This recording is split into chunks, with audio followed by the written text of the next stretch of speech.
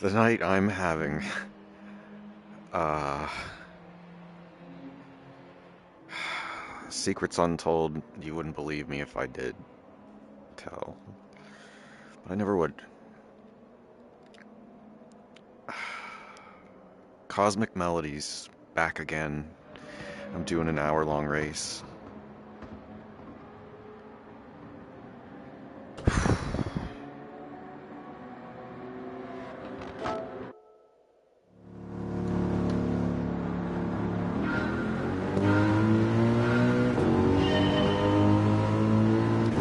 Just drive.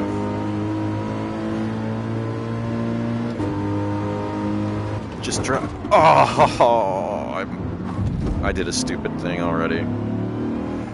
Thought I had a few more. Thought I had a few more inches.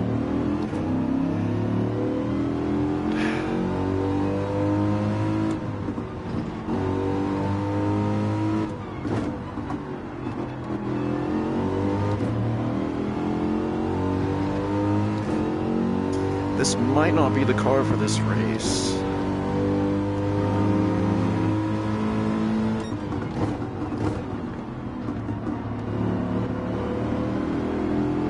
Come on.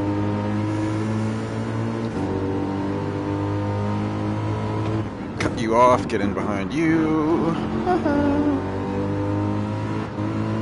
They always take this corner so slow.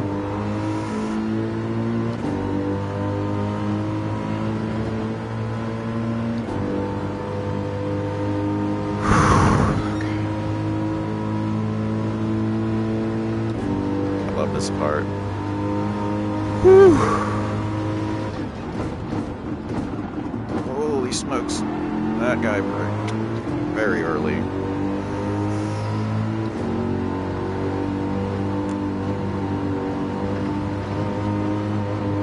Oh, you're holding me up.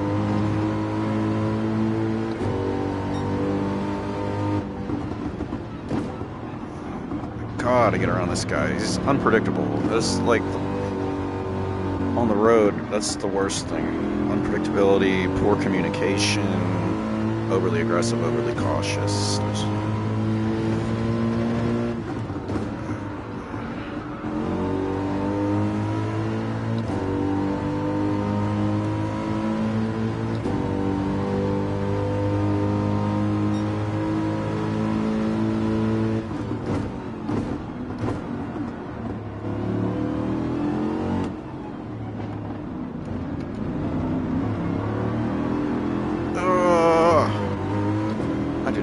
To take that turn properly.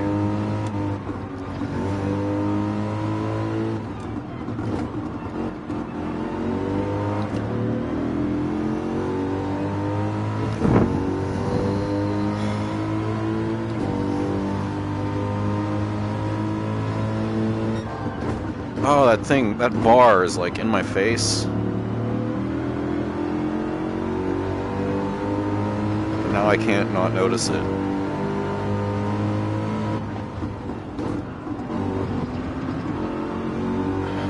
Ford GT. I'm making the move. I'm making the move, man. Ugh, I hit his bumper. The car is so cool. There's a huge gap in the body. Can't really see it. I'd have to get really close.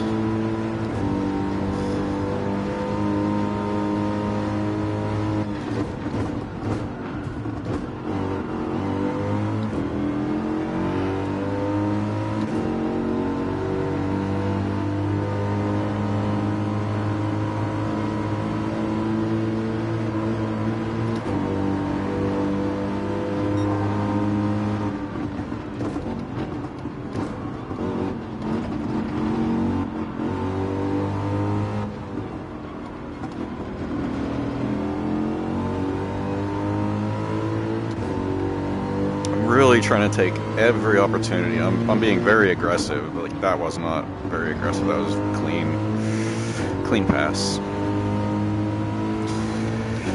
I just want to win this race and get it over with, and that'll be all the golds in this mission set.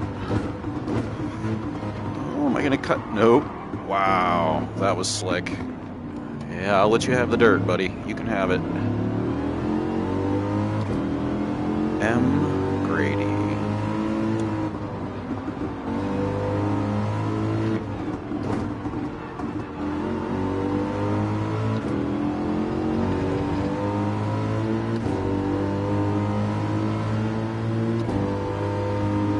The desire to quote Marshall Mathers just like burning in my brain right now, but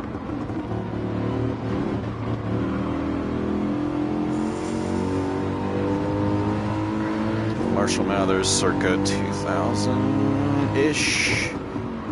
Oh no, I didn't get my pass. I didn't make my pass. Oh, you are going so slow, dude. Oh, I'm sorry.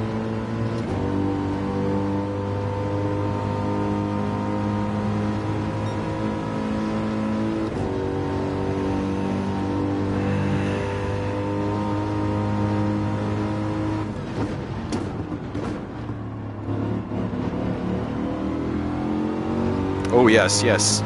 They're tangled up in each other. My opportunity.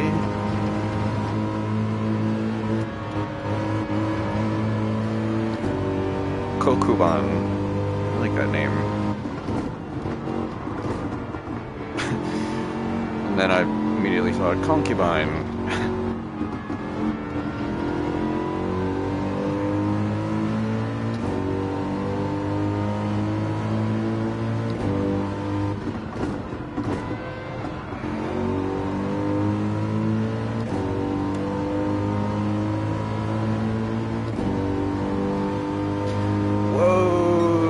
Flying up on me.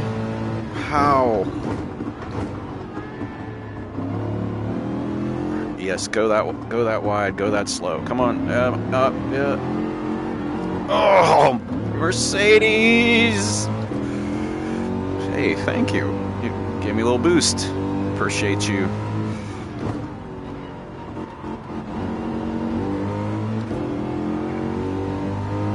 That second corner is so hard.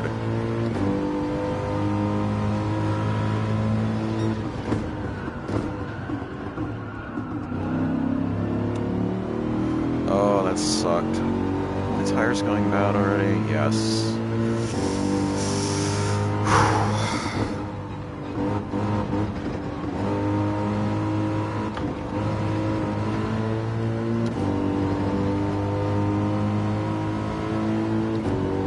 First time I had the opportunity to go through that corner, I don't have to worry about rear-ending the person in front of me.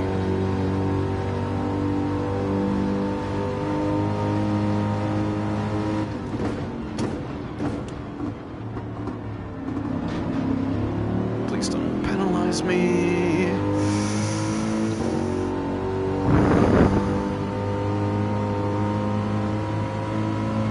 I really cut that corner.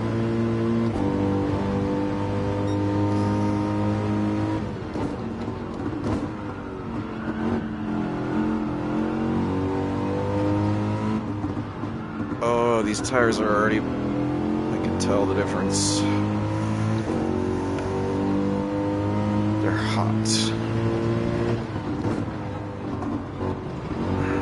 And they're starting to wear.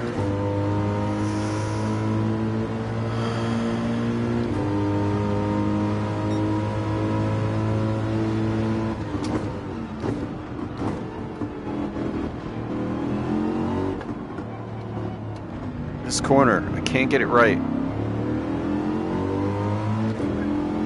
It was clean, but it wasn't max fast.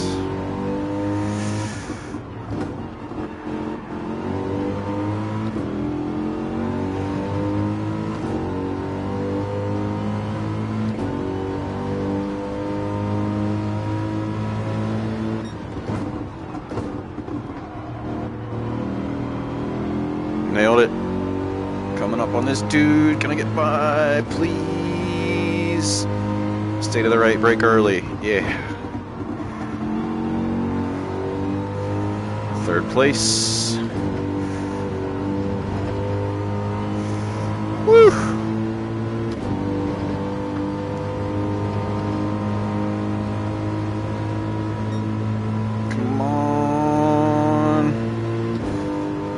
brake zone before this dude. Ah, he's still got it.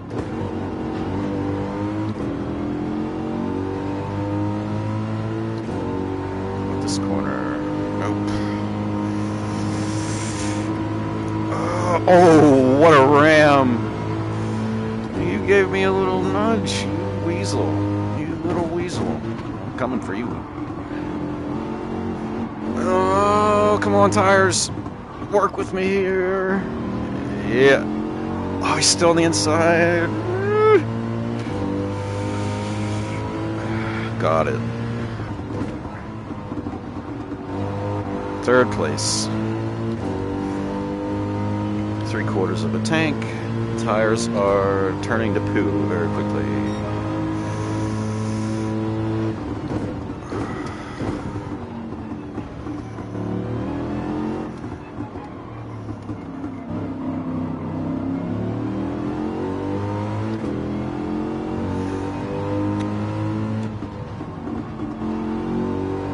I have a friend who's like, keeping my mind clean.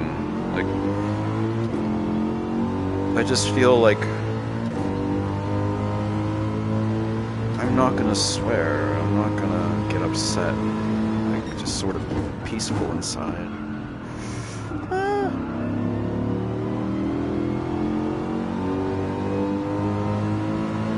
Oh, I did eat vegan on my way home. I got a burrito. But today I did have 2 energy drinks that had a little bit of milk in them. Salted caramel. And I had a bite of some pepperoni pizza. I took a bunch of pepperoni off, but it was free. And little voice inside was like, don't eat it. So I away. It's one piece. Oh, yeah. Once you eat vegan a little bit, you realize the effects of all the different meats. Like, you are what you eat 100%. If you eat a lot of chicken, you're gonna be paranoid, really paranoid.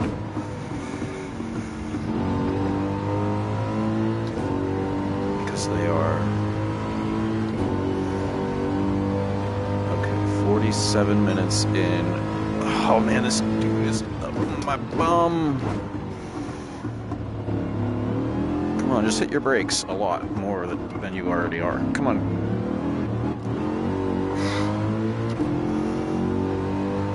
Blue dude, I keep checking my mirror.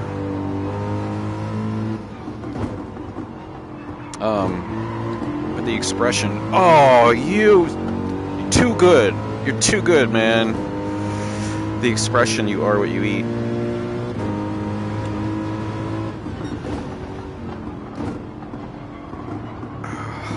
These tires.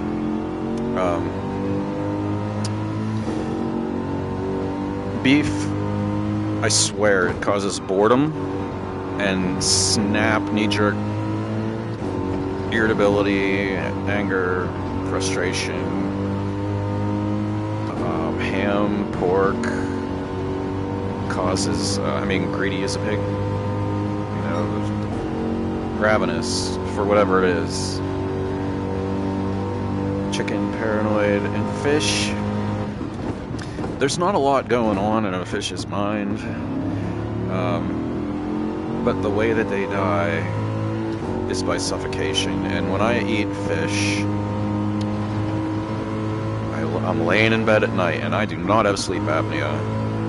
Right before I fall asleep, I'm like, and it's that. I know it. I know it's that. And I think everybody should eat vegan. And if it's not, it's not convenient in American society. Whenever possible, you know, you just find things you like little gas station called Sheets in Western PA. I get the beef and bean burrito, or sorry, I get the bean and rice, guac, pico, and hash browns, fried potatoes. And that gives it like a little bit of a savory, and some more calories from the fat. And then I put salsa on it.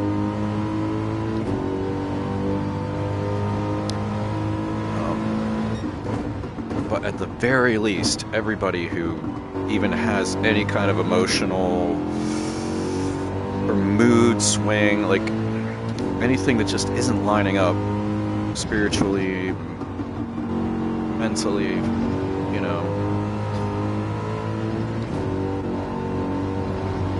try it for 3 days. Purge all the meat out of your system.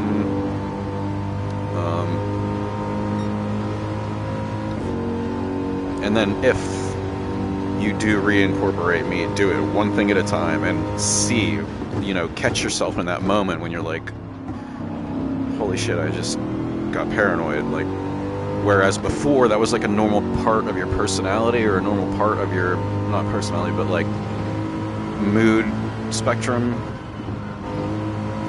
and recognize that it's like, yeah, I ate chicken, and I felt that moment, like it stood out to me. But I'll tell you what, pasture chicken eggs, $8 a dozen, worth every penny. Those chickens are in the sun, they're happy, they're doing their thing, and they're gonna lay eggs anyway. And in a factory, the eggs like roll away, and the chicken's like, where are my babies going? And so there's like some fear there. But pasture chickens, they'll like lay an egg, and then like, either somebody else will sit on it, or I'll come back later. And then at the very least, or at the very worst, the chickens they think that they're forgetful. And factory milk, I'm kind of on the fence about it, but I think the ethical milk would be to have your own cow and treat it like family, you know, talk to it every day, sing to it, play music for it, explain as much of the world as one possibly can. You know, the earth is very big. If you walk and you walk and you walk and you walk in a straight line in one direction, and you trace your finger around a ball, you see it, you walk all the way back to where you started. That's how I taught my cats.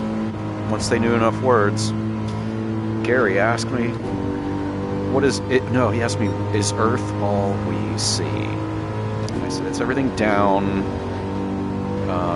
and it's the clouds, and it's the blue sky, but at night when you see the stars and the moon, I said, that's not Earth, that's space. And then I explained how the Earth is round, and I traced my finger around this little, I don't know, this little wooden round thing I have. And he just said, okay. And the next day, Maggie came upstairs and said, I know what Earth is. I said, okay, what's Earth? I can walk into the back of me. Tears in my eyes. I'm like, God. And she knows what a black hole is now, too. It's when something gets really, really, really, really, really, really hot. It collapses in, and no light can get out of it. It's totally black. She was eating ice cream, and she's like, I like the cold, and I was like, yeah. And I explained how you can cool things down, but only to a point, and you can heat them up only to a point. They understand numbers up to a nonillion, because I don't know the prefix. Oh! I should have pitted 40 minutes in. Let's see. When they started learning about time, oh, this is so good. This is so great. Gary, I was home and Gary walked into the living room. I was like watching TV, and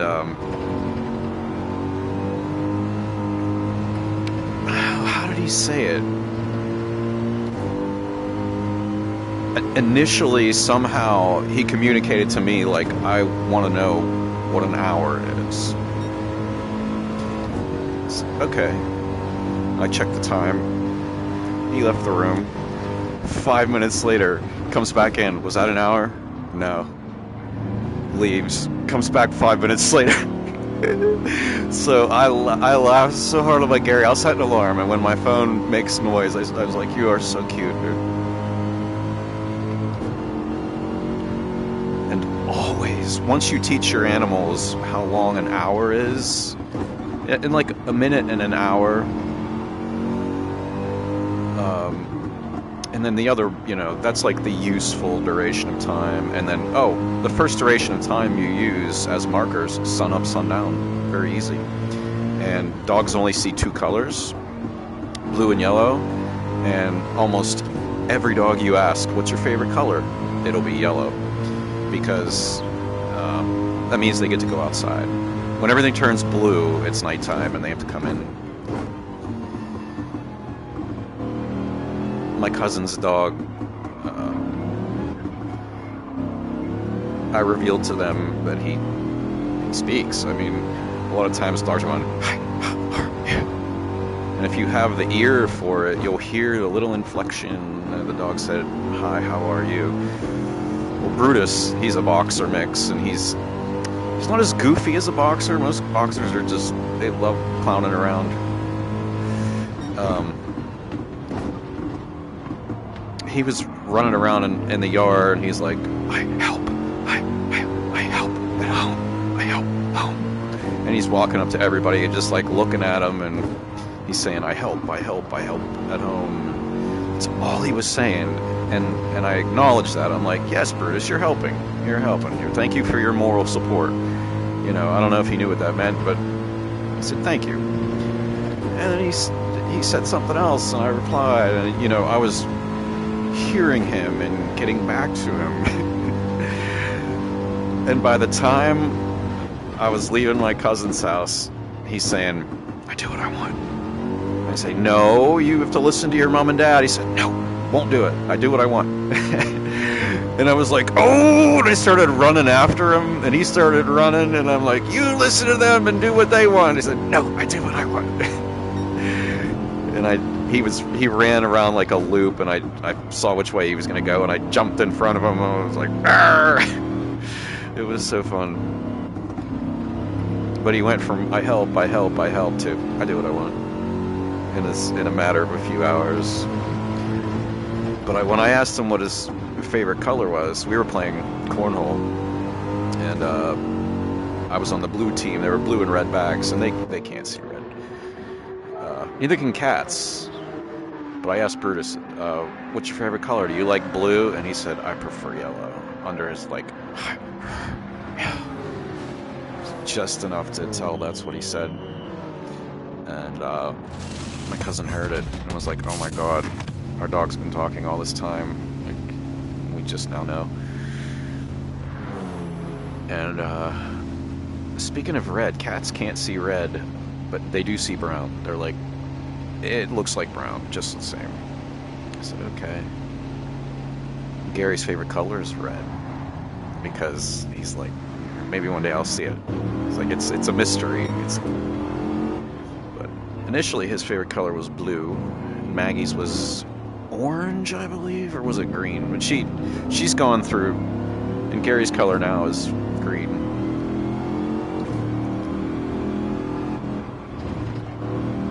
Or is it still red? He went from blue to green to red, I think.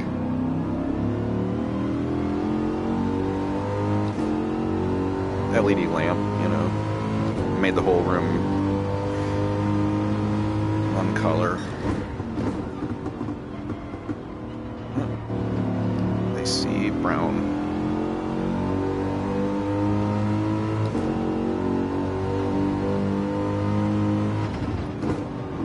Oh, and the horse at the wedding, that was cool too. The carriage. My cousin got married in New York. I saw a UFO. It was pretty awesome. I've seen a few now. Mind-blowing. But they rode up in the horse and carriage, and they had the ceremony, and then they went back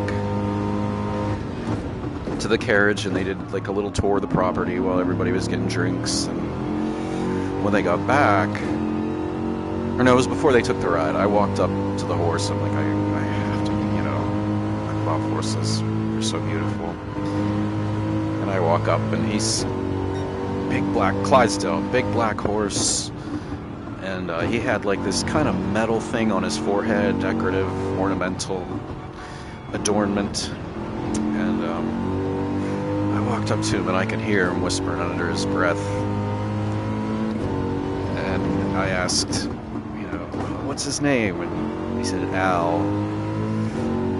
And I looked out in the eyes, and he bowed his head down at me and just mashed his forehead right into mine, third eye to third eye, and just held it there, like with just the right amount of force to say, like, I love you, man, welcome to the club. It's one of the greatest moments of my life. This horse, just like how you grab someone by the back of their neck and just pull their head into yours, and it's like a bow and a hug. And the horse did that to me. So beautiful. When they were taking him back to the stable, the guy in the carriage was just sitting still, and they're kind of close to the exit for the venue, and the farm was like right up the road. But somebody else was talking to Al, and she's like, Al's gonna go back and get his donut. She's like, okay, well, we'll see you later. And right then I was walking up, and I said, can I say goodbye to Al? And the carriage driver was like, yeah, I didn't get his name. And I said, oh, Al, are you going to get your donut? And he just nodded his head, like, so emphatically. It was so great. What an experience the wedding was. Beautiful wedding. Oh. And the speeches. Oh, the speeches. I'm not kidding you. Their wavering voices were singing melodies. I wonder how much video there is. But at one point, the girl stopped to say, oh my God, because her voice was wavering already, and you could tell there was a tonality. You could hear the melody in her voice, and I could hear chord changes behind it. Like I could have played a song to what she was saying, and what she was saying was very beautiful, beautifully written. It didn't rhyme. It wasn't intentionally supposed to be that, but she ended a phrase, and it like went from the root to the 4 to the 5, and she was like, da da da da da da. That's how she started her next. She's like, and I met her mom, and with a wavering voice, uncontrolled, but controlled by a higher power, by a supreme love.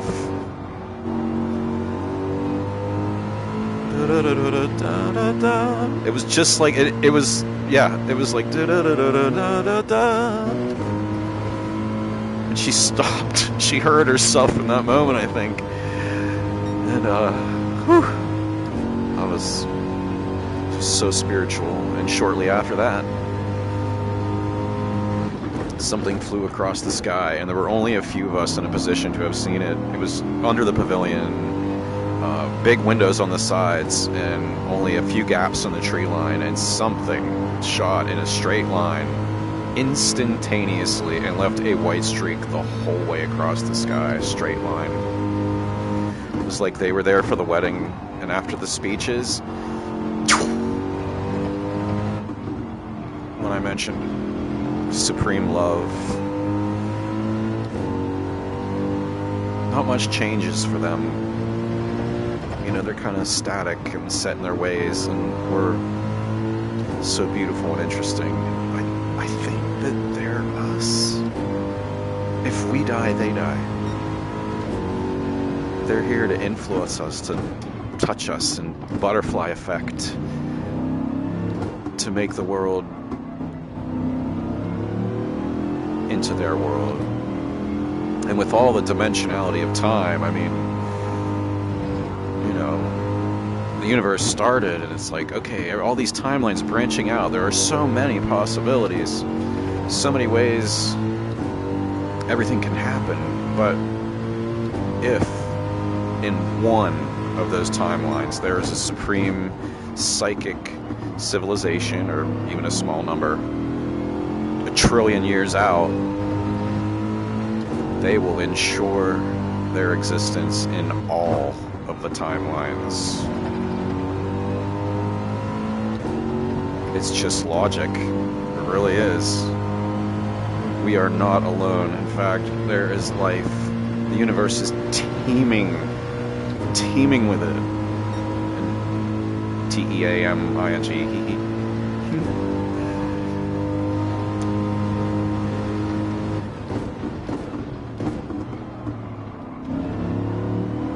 UFOs. I've described it before. I don't know if I should.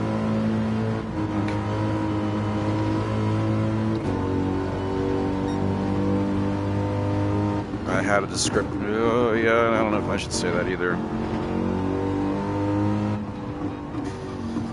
It's just like some things. Maybe someday.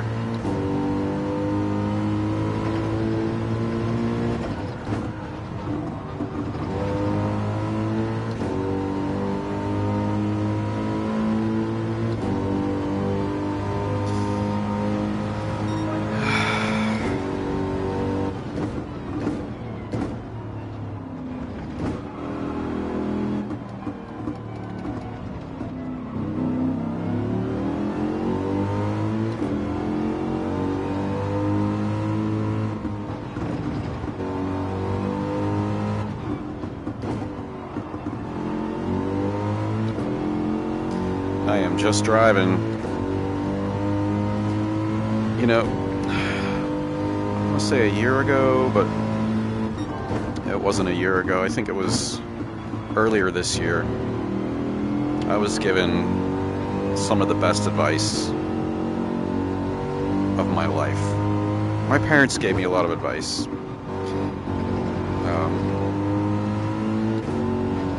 But not like this. I'm a very impatient driver. I'm always in a hurry. I mean, as you can tell, you know, what I do in here and then take this onto the road, I drive safely, but, oh, wow, this guy's flying up. I'm going to block him. But someone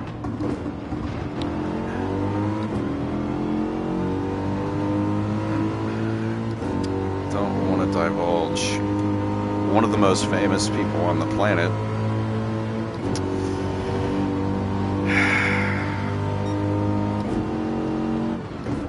said, just drive. Just drive. Just drive. It brought tears to my eyes. Just, you know what? You're right. You're right.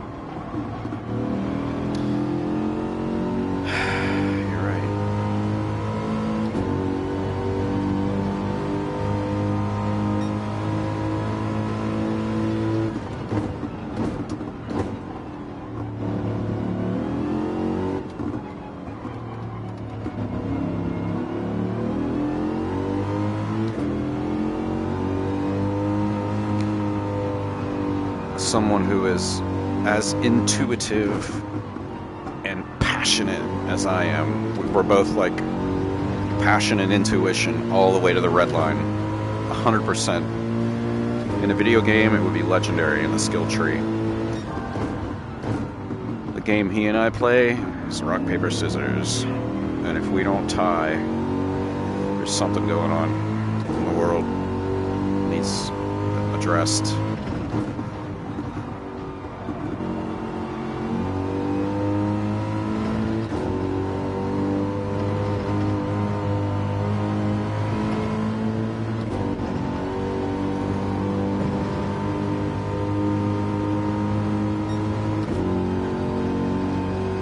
this guy's flying up on me again. You are so good at that turn. Why? Why are you so good at that turn? He's gonna try to cut me off. Not today.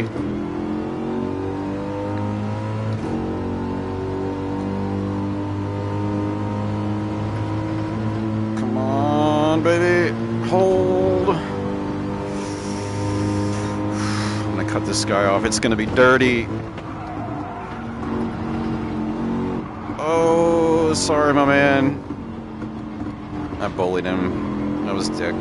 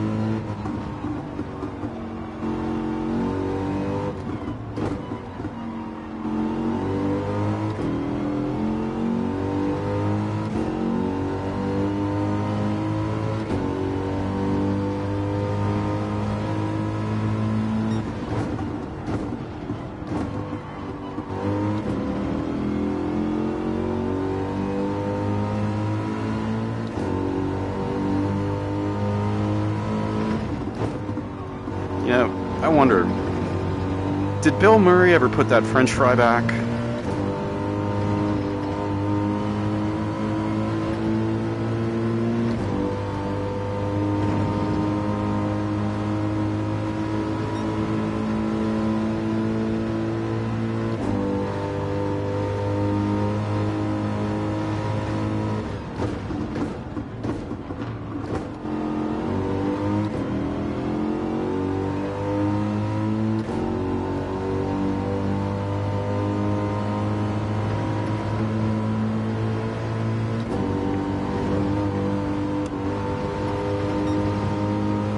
Now I'm gonna ask all the drivers in front of me.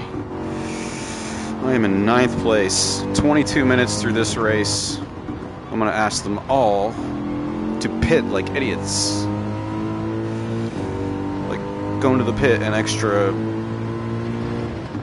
time and just let me pit twice. I pit twice, you guys pit 3 times, okay? Please. This guy's up my ass again. No, no. You meanie. Oh, a little push, as I was calling him a meanie. Or she, I don't know who that is. I don't know if there are any female drivers in here.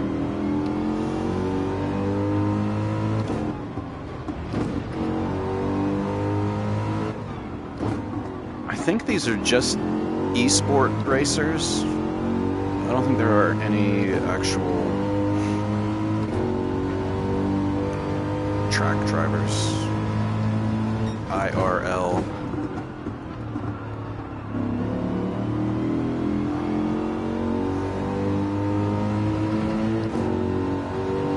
Do I pit now? How many laps do I have left in the tank? So 2/3 of the way through the race, I'm on lap 19. So 20 divided by 3, we'll say 7 laps. Oh, no, wait, that's not right. 10 laps per 20 minutes. Oh my god, dude! How are you so fast?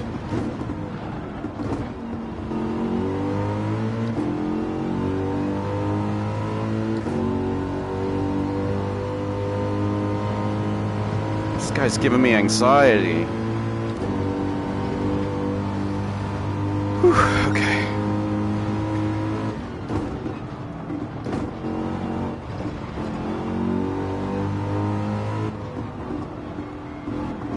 The whole reason I'm thinking about fuel is I do not want to top the tank off. It's probably another 10 seconds I'm going to sit there. I race this tight.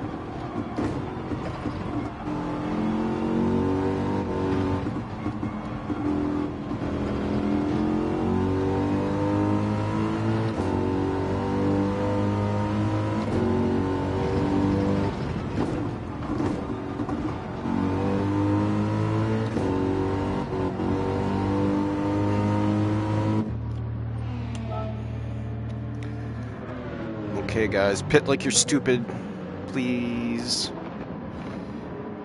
18 minutes, 20 laps. If I lose this race, it's like an hour of my life I'm not going to get back. But at least I know who will come in first.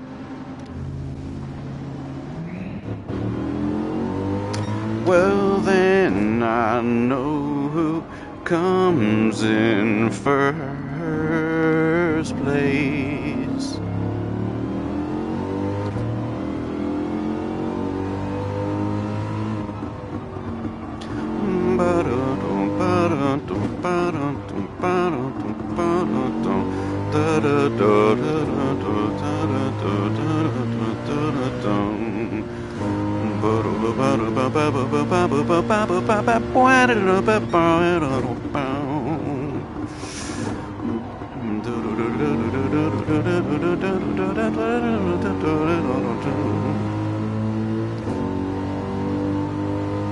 And if these words that reach your ears and take away all of your fears, well then I know you're someone who loves me. And if these words that reach your ears, then fill the air with all your cheers.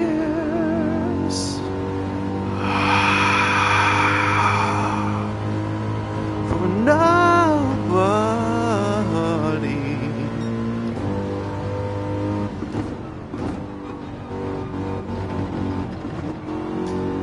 can I get an amen?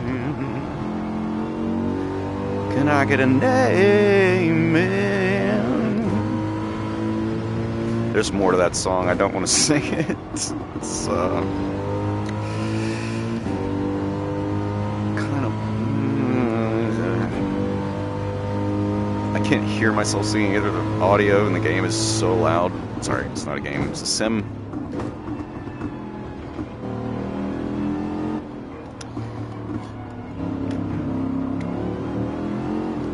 Just 4 easy payments of $19.95, you too can have salvation. The good Lord said I need a Mercedes-Benz, so get out your checkbooks and get out your pens. The good Lord told me heaven needs an expansion. He also told me I should live in a mansion. For just 4 easy payments of $19.95, you too can have salvation. What's the other one? Whatever I rhymed, the second part. I can only preach in a $5,000 suit.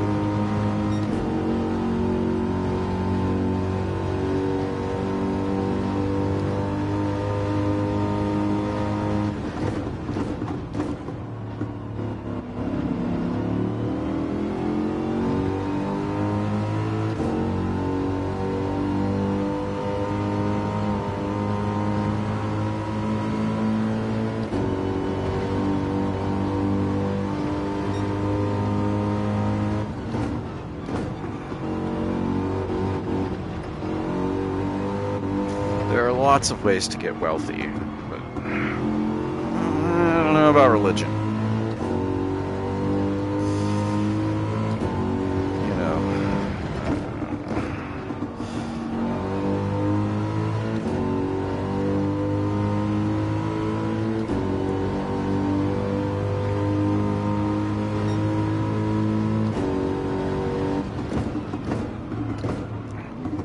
Camel, I have a needle. You know, all that.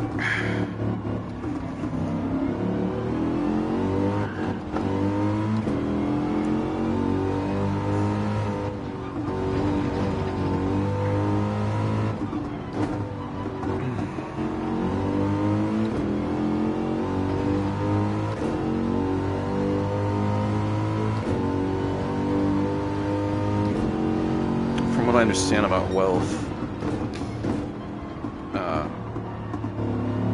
it's not the money that drives people. Like, people who build things and they want to create and they want to, you know, employ people, and they care, and they, yeah, that's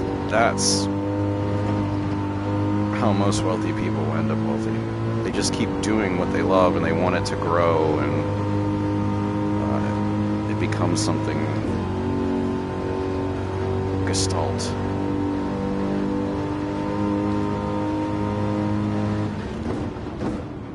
I think that's awesome.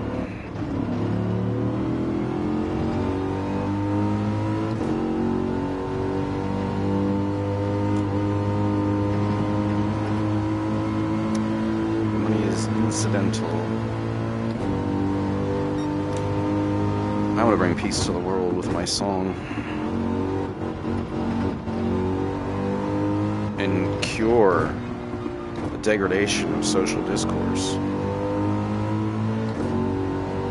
And we do that through debate, agreements, agreeing to disagree, with the song. The digits of high, the cosmic melodies. It's the most spiritual thing I could imagine. Like the equivalent of throwing 1 trillion dice into the air, and they all land, and you fly way up high, and you look down, and you see the Mona Lisa in color. That's the digits of pi are random, totally random. And it's a normal number, which means there are the same amount of zeros as there are 8s, as there are 5s. There's an equal distribution of the digits. But musically, it is not random at all. And the chord structure is mostly the circle of fourths.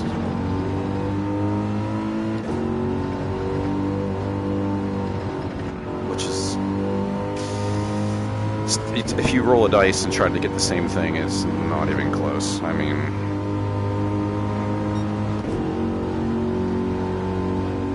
order, like a universal intelligence, and face in the Buddha-Brat set. That's us. That's our aura. Millions of years from now.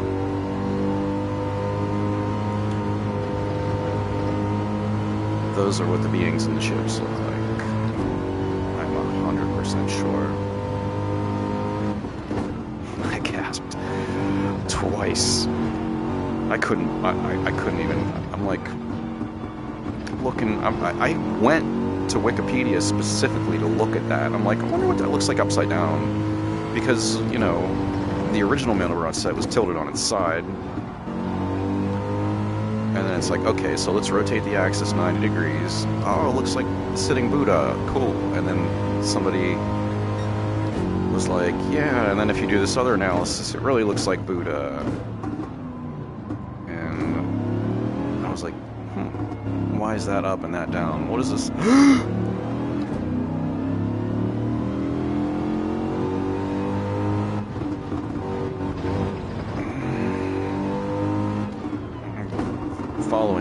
Finding all the little breadcrumbs, that's what I do. I make connections, targets no one else sees.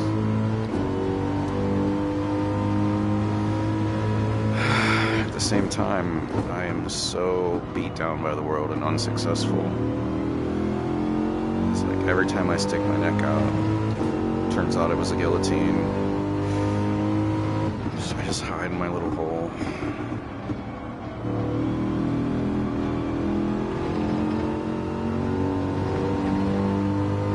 Myself. I don't go out, I don't hang out with anybody, but I'm not lonely. Or if I am, I don't know it. Loneliness is one thing, but like self-loathing is the pitfall of loneliness. I don't do that. I'm very emotionally stable and healthy, although I did have some mental health issues, but it was related to universal things falling into line. I mean, the multiverse branching timelines all converging. I could truly explain everything I went through and how it all makes sense to me now, but going through it at the time, it was like being handed puzzle pieces, and I had to place them in the right position at random. Occasionally, I'd get a corner piece and be like, oh, thank God, I knew where this goes.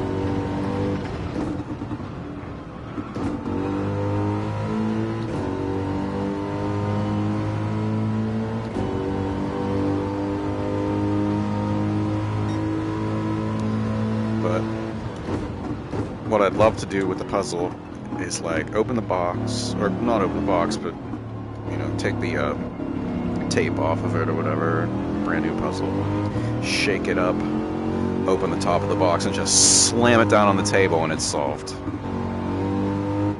Done. That would be pretty cool.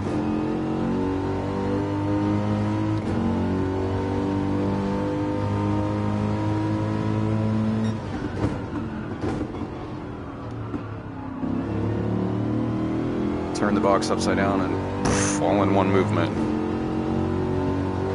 Oh, there it is. I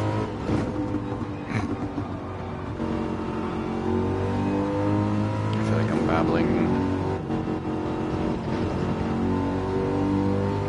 I wonder if any of my friends are watching.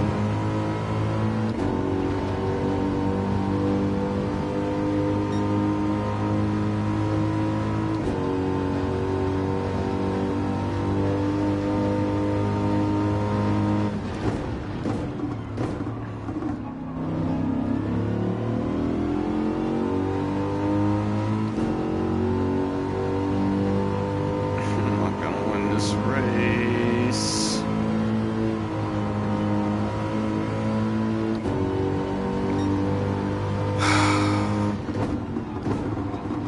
Please be stupid, pitters. Be dumb. Please be stupid. Pit 5 times in the last 5 laps. Just go in there, get a coffee, hang out.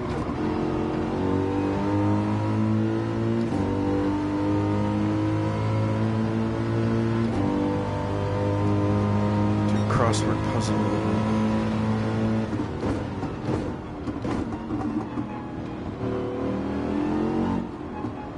This might not be the car for this race.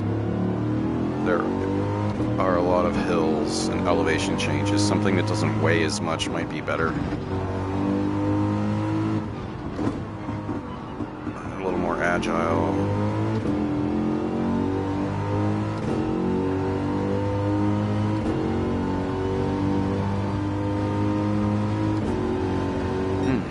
Smell.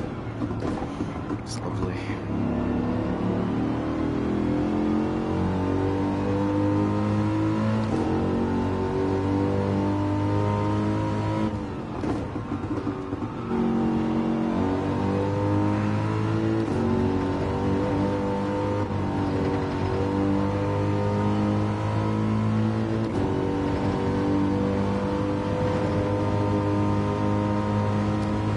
Here's the dilemma with this race.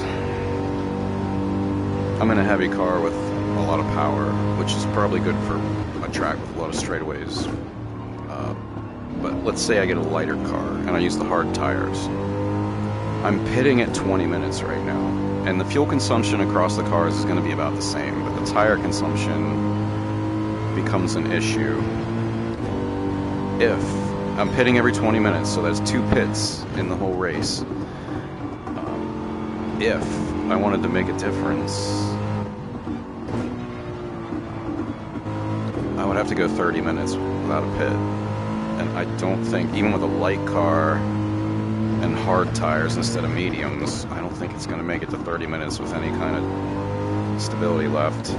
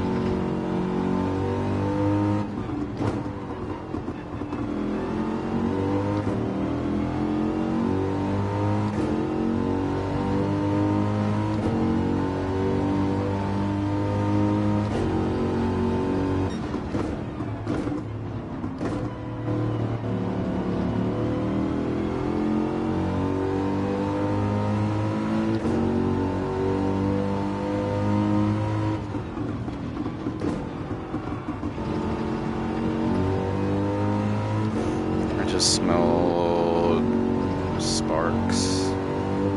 I had a Lionel train when I was a kid, and I would hook it up. And, oh yes, bump into each other, sweet. I would hook it up and play with it, but I realized if you drag the car along the track, you can shoot sparks everywhere. That's what, I just smelled that, like from my childhood. Whoa, sorry buddy. Desperate times, desperate measures.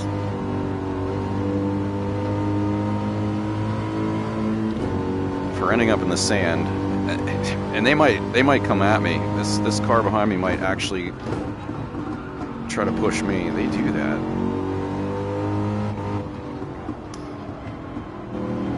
You know what they say, karma is the most beautiful thing imaginable, truly.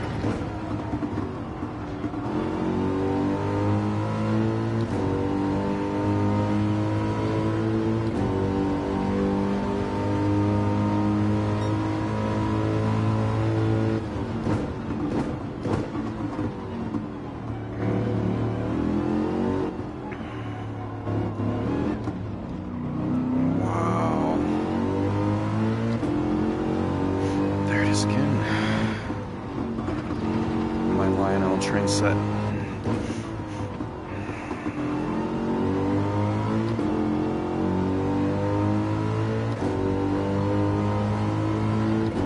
Or was it, maybe that was an echo.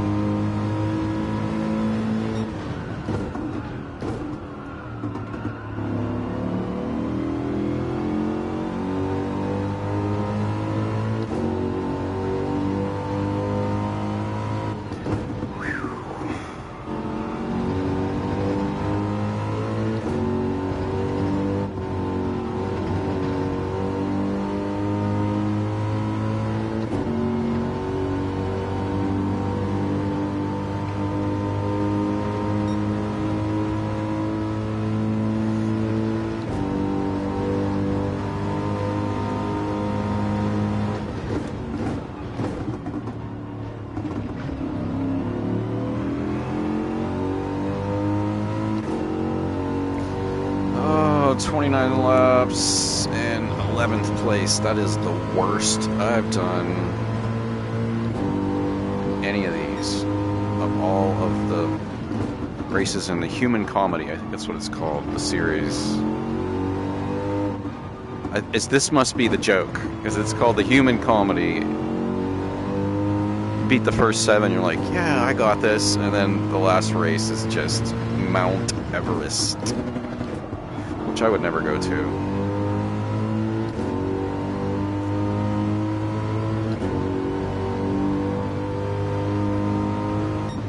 Wow, that really sucked. Good God, 10 places. Now, how far ahead were they? Let's see. I don't think I made a mistake. A whole lap behind. You gotta be kidding. M6 GT3 Endurance Model 16. Okay, then. I'm going to take a picture of this. Yeah, I would have liked to have known that an hour ago. Because this Mercedes...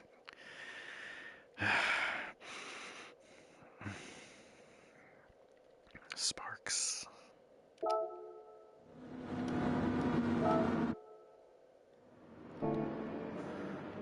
Okay, do I even have that car? Oh, can I see it again? I took a screenshot. Okay. So the M6 actually went from 9th place. Wait, what? Did it just change? How?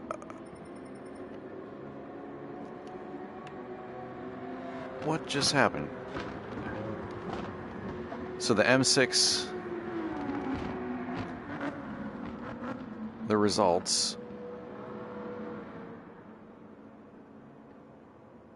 Okay, the M6. 5 seconds behind is the Supra Racing Concept 18. Okay. I gotta see what I have, because this Mercedes... Wow. My friend ranking, I'm down there. What cars did they use? Tell me, please. 300,000. It would have been a clean race if I hadn't pushed that guy off in the sand. He was still on me. Whew.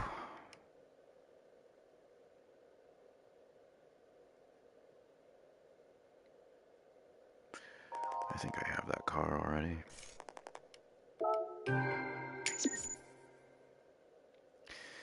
It is pretty sweet. Fairlady Z, Nissan.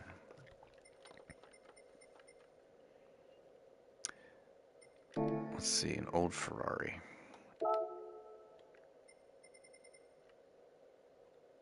The human comedy. The last race is the punchline.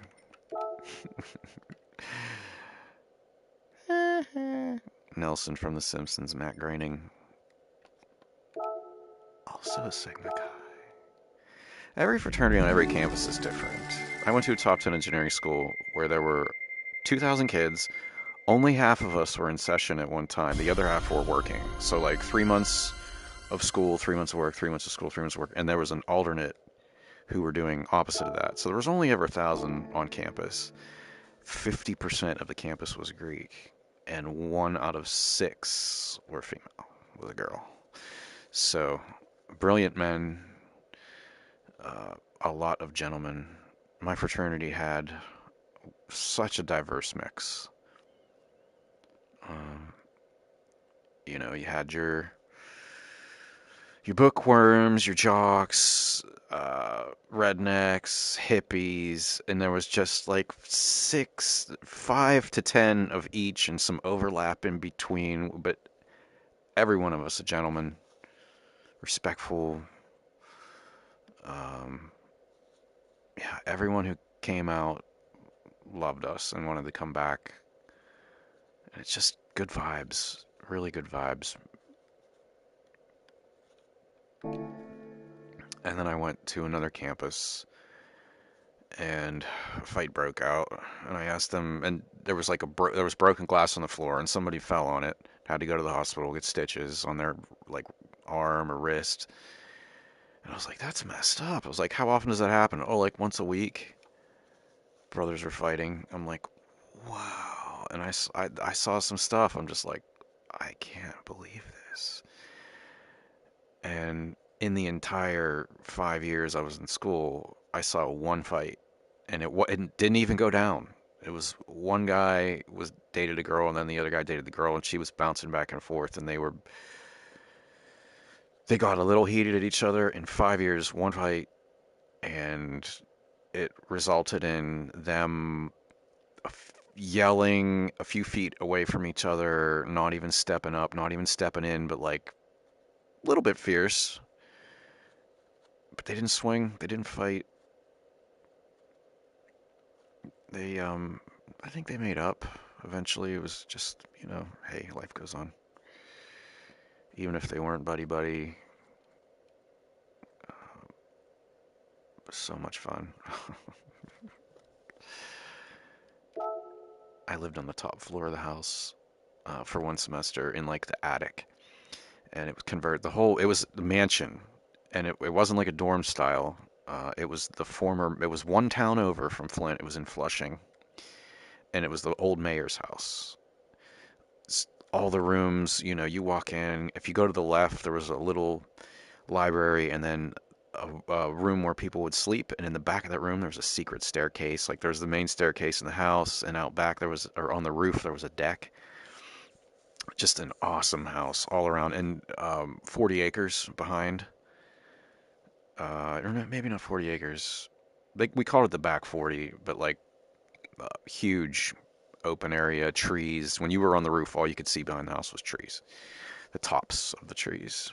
And I came home from class one day, and I go up onto the roof. I lived in the top floor, and I walked out onto the deck, and my buddy, he reminded me of uh, John Belushi's character in Animal House. Like that was him.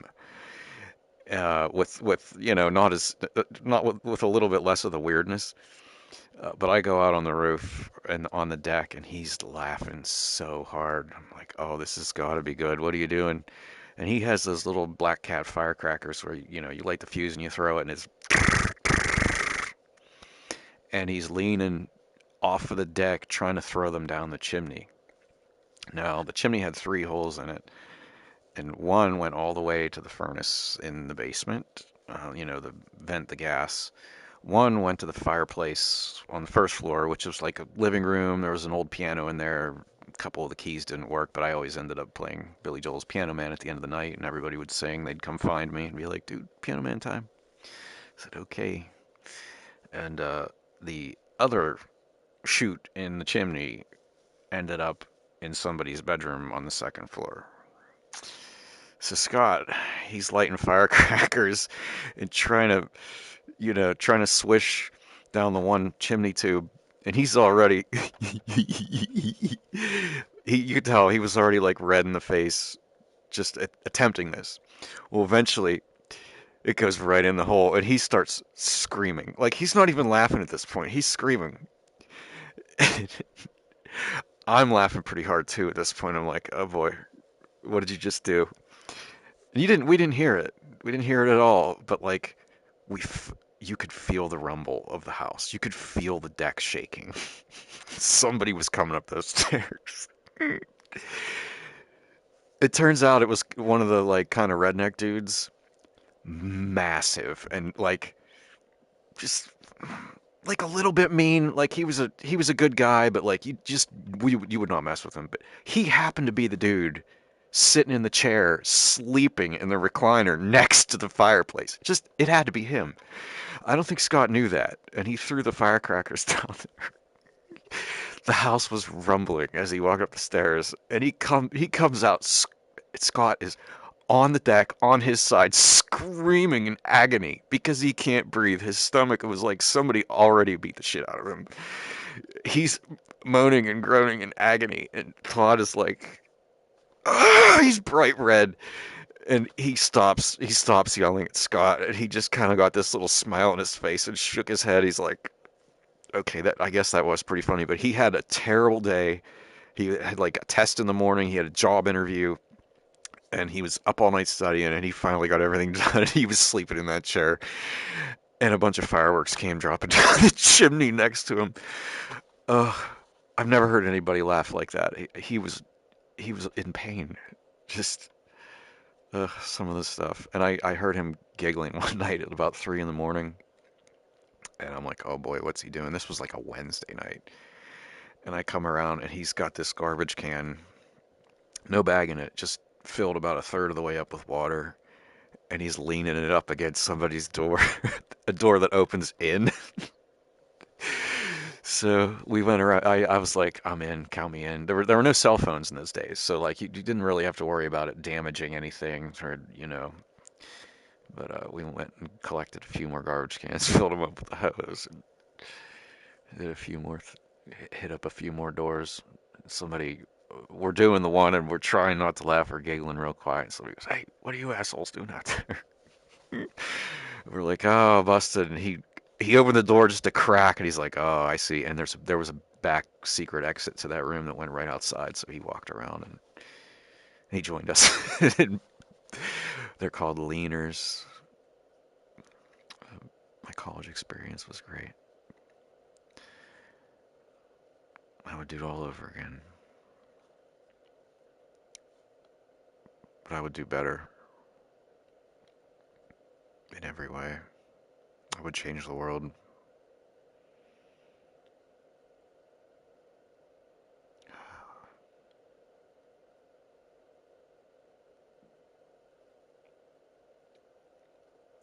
But there is hope. There's always hope. We survive. I mean, we do. I don't know how we get there, and I hope it doesn't get ugly. But we inevitably survive. Inevitably.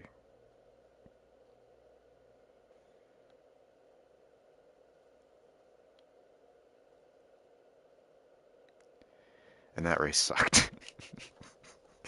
I swear somebody's reading my mind. I mean, there is just this perfectness, a flow divine.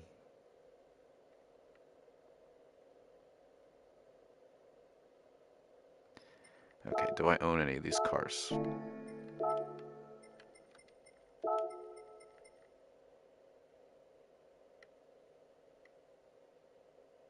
Category. Group 3, I believe. Oh, I do not own the BMW. I don't know if that... I might be able to buy it. Let me see. What was the other car? It was the Supra. Which I don't own. That's the old Supra.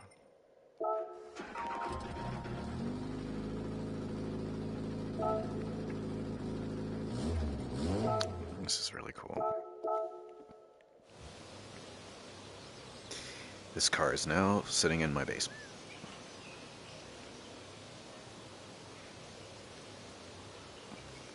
We're going to check out an old Ferrari, but right before that, we're going to take a quick look at this one.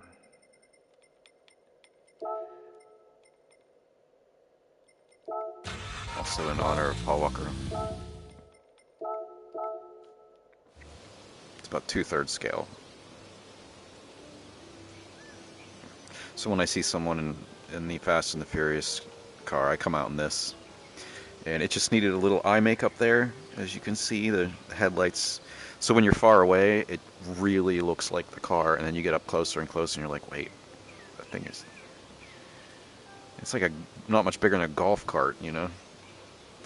But it is fast. 600 horsepower. It has some kind of engine and it's swapped out. The sexiest car, a Ferrari.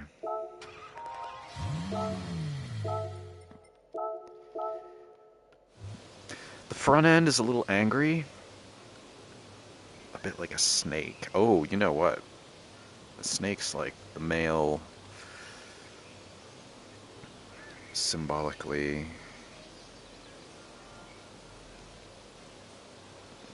Snake. In the back, it's like hips and curves. It's all hips and curves.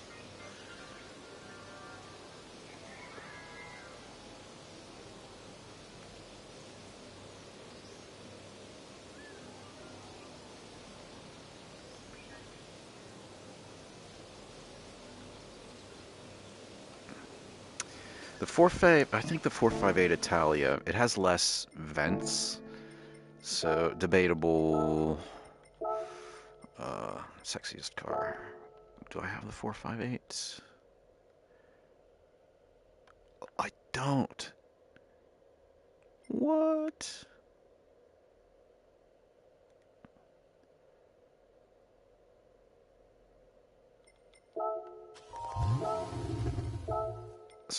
A buddy of mine made this livery. These are all decals. So cool.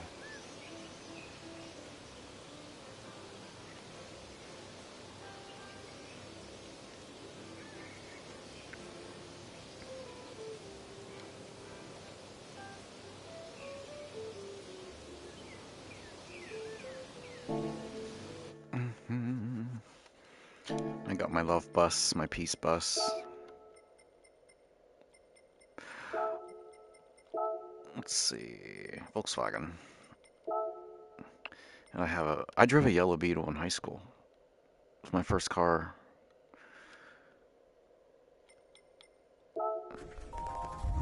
All rusted out with a 500 horsepower Porsche engine in it. It is scary to drive, it really is. A bit unstable when you're going 175 miles an hour in a Beetle. It's it's not aerodynamically, you know, it's not glued to the ground.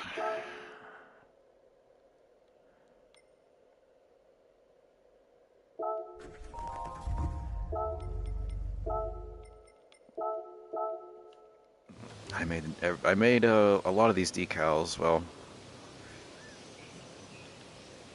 Mandelbrot. That's the one I'm most proud of.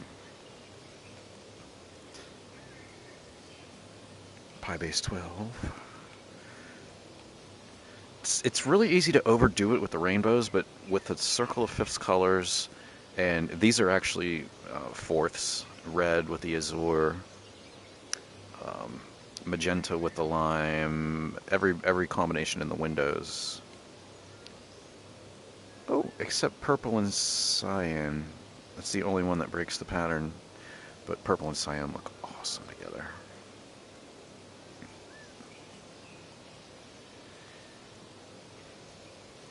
Rainbow all over the trim. Circle of fifths colors. And the black flower decal is just duplicated, and the other one's underneath it. I dropped it just about a centimeter, I'd say, based on just eyeballing it. And the golden spiral, Fibonacci.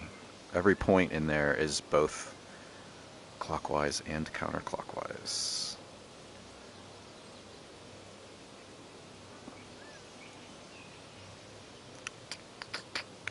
Circle of fifths. Saturated.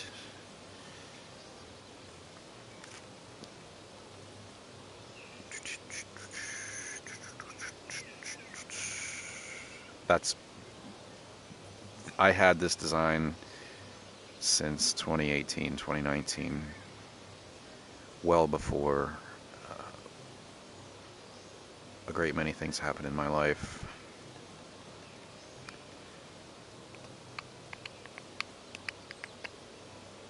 Oh, just a little. Wonder why that's there.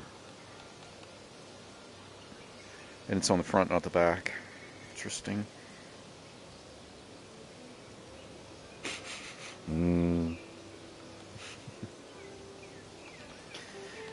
Candy, the sweetest candy. Cyan smells like a baby. I don't know if I ever smelled rose. Not everybody can smell them all. Red, the ambiguous berry. Wait, is that a raspberry or a strawberry or a cherry? It's like all of those missing, just missing the upper notes. Super vanilla. I forget what purple smells like. I smell it.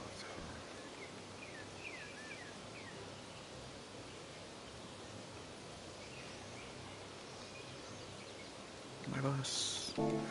Okay. Buy a Ferrari. Buy a BMW.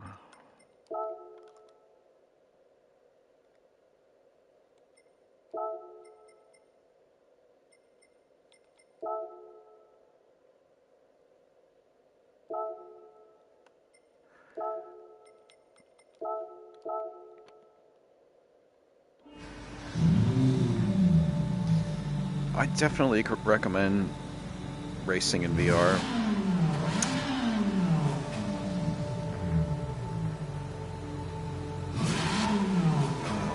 But not everybody can handle the motion and all that. The best way to get rid of motion sickness, oddly, is to do outer space flight where there's no horizon. Um, Doing flight sim with the horizon on planet Earth is horribly disorienting. And I mean, your brain is always like, which way is down, which way is down, which way is down. And when you're in space, it just gives up on trying to do that. You can rotate the ship, 90 degrees so that you're on your side relative to how you just were, and then just let your brain reset and be like, oh, okay, up is still up. That's how to do it. And eventually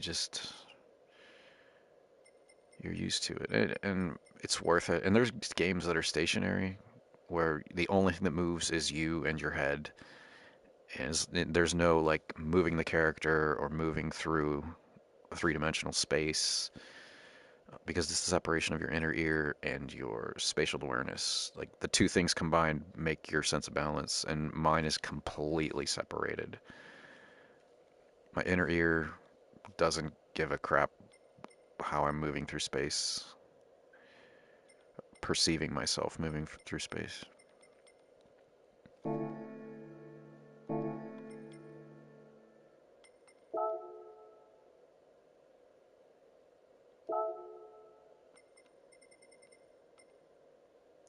There's the winner. That's the only color.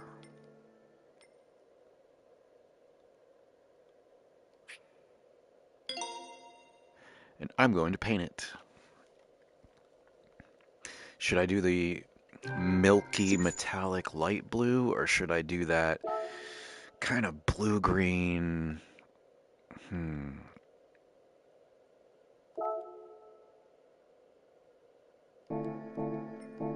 I don't even know. Yeah, I can't even describe that color.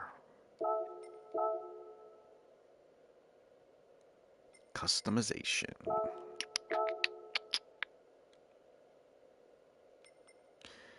Paint. Body. Pulls all the decals off first. Oh, I gotta get rid of this headlight covers. I don't want yellow. Okay. Paint type. Ooh. No. Flakes are cool, but like, I don't know. Not on a race car. This, my, the Judge, my GTO, has a blue. This is the perfect color for that car. It is so gorgeous. It has the light blue, I think, or maybe that one. The flakes, though, they're shiny.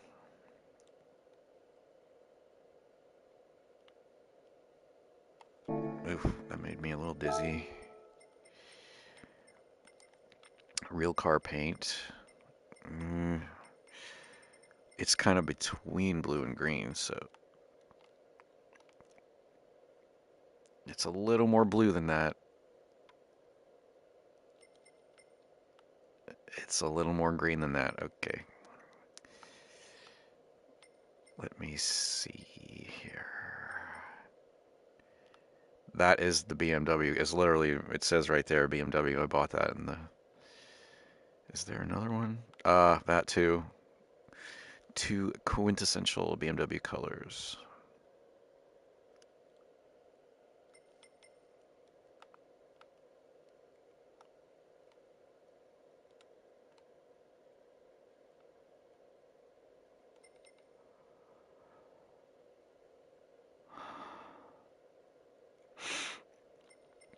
Uh-huh.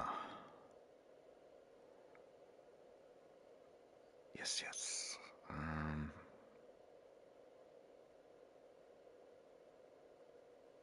I don't know what to do. I don't know if I could buy... I don't even think they sell that paint. Like, you can't buy the BMW paint. I might have to do this. What am I gonna do?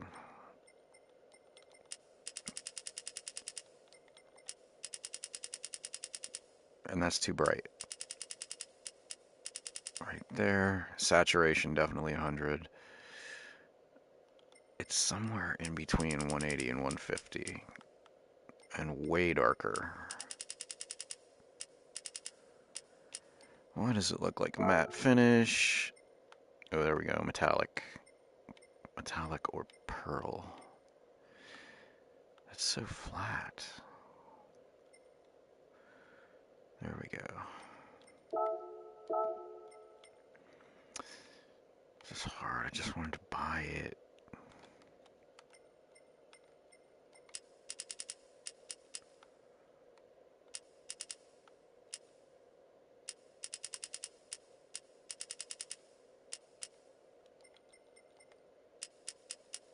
Two green. Two blue. I think I had it right on the nose.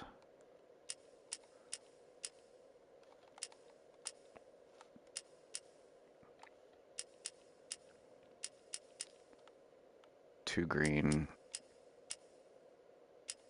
Two blue. What was that? 174. 2 green is 169. So 169, 174, 1, 2, 3, 4, 5, 1, 2, 3. So 171 or 172. We'll go 171. Saturation. A little too dark.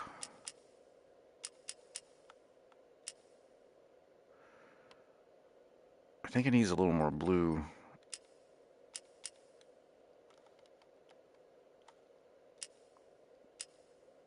On 7.2.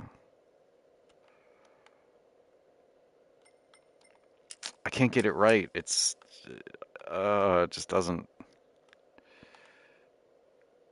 Now it needs to be more green. I could tell I'm sensitive enough.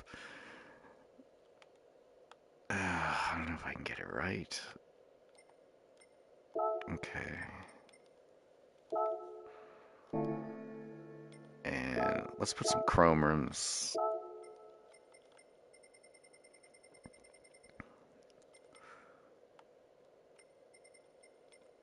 Or matte black. Let's do chrome. That would be W1 chrome. That's what we're looking for. The aluminum metallic's pretty cool, but white matte, liquid metal. Those liquid metals just under chrome. Where is the chrome? There we go. Liquid metallic. Race options. Get rid of those headlight covers. No tire stickers. I'd say that looks more like a road car, but it does not.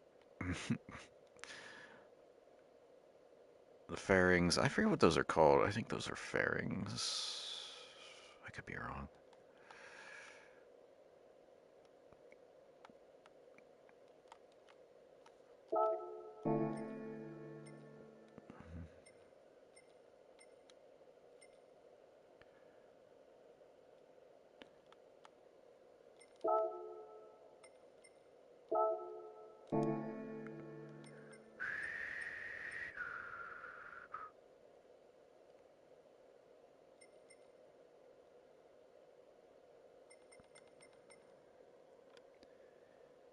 Save. This is blue, green.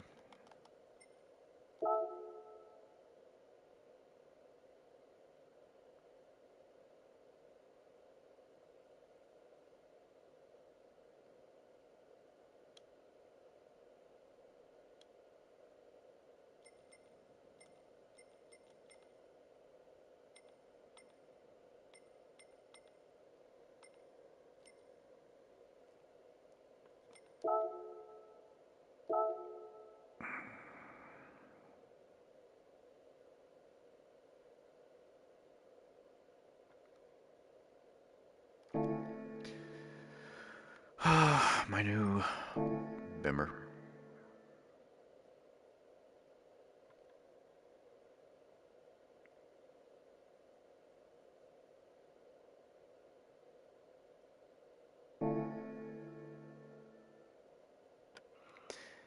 And let's see what we can do about the horsepower. I do believe, okay, well, there's going to be racing medium tires. Can't go above racing mediums. $28,000 tires. I don't know if it's like that in real life. Carbon brakes already there. There is no weather, so I don't need the weather tires. All this stuff's purchased. Fully customizable racing transmission actually takes the performance down, so we're not buying that. I don't think there's anything. Oh, supercharger or turbo. Yeah, we can buy a big turbo for it. $789. Yep, it's just like the other ones. All the other GT3 race cars, it's the same deal. It would make no sense at all to buy that transmission.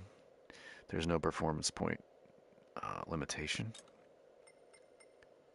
In some cases, buying this significantly lowers the performance points of the car because it thinks you're going to use the paddles and the paddle, it puts like a big delay in the gear shifts because your driver animation, reaches over, grabs the stick.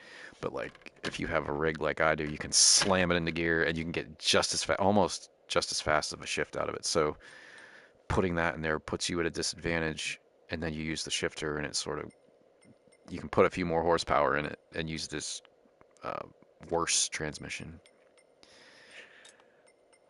Little cheeky, yeah, a little edge.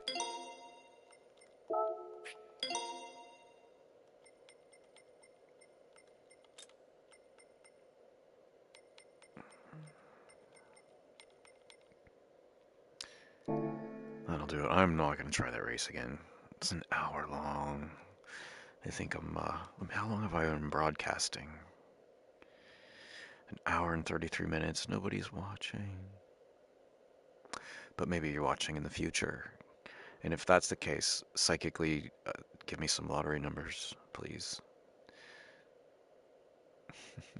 It's impossible. The only thing that goes back in time is emotion, love. It's pretty cool.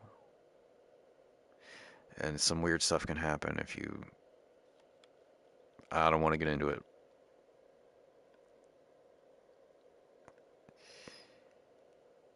Don't. Just don't. CosmicMelodies.com. Music that's billions of years old. Specific songs. Billions of years old. I hope you enjoyed the show. I'm Jimmy Z, Jim Zamersky. Peace, love, and understanding to all the world for all time.